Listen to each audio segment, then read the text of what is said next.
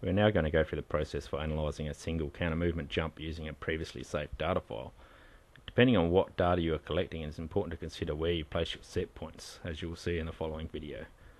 First, we open the BMS software. We set demonstration or data analysis as yes and click OK. This way we do not need to have a force plate or XPV6 Plus connected to the unit. We then go to the Collect and Analyze window, click Open File, and select the file we want to open.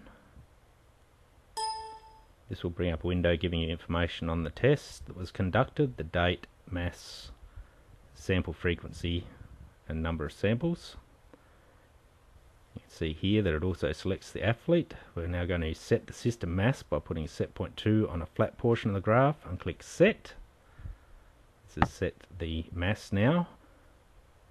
In the first instance, we're going to be looking at forces and powers, so it is critical that we remove the landing spike as shown here. So we put set point 2 just before the landing spike, and we go to our results of data processing window, and we'll uncheck everything except for the peak force, peak power and mean power.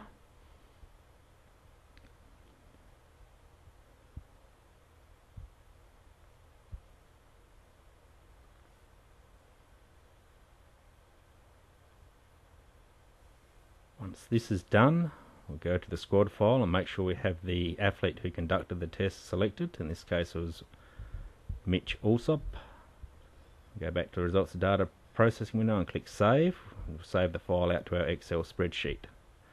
Here you can see the results that we've saved.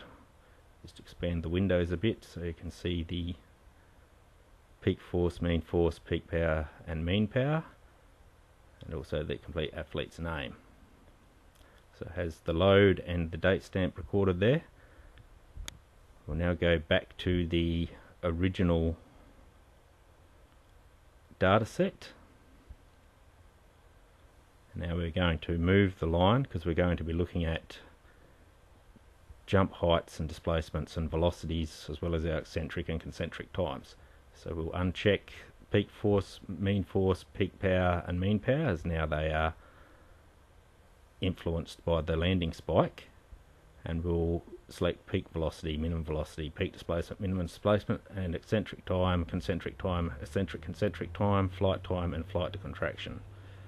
Click on Save. This will save that data out to Excel again. And this time we can see the other variables that we have saved.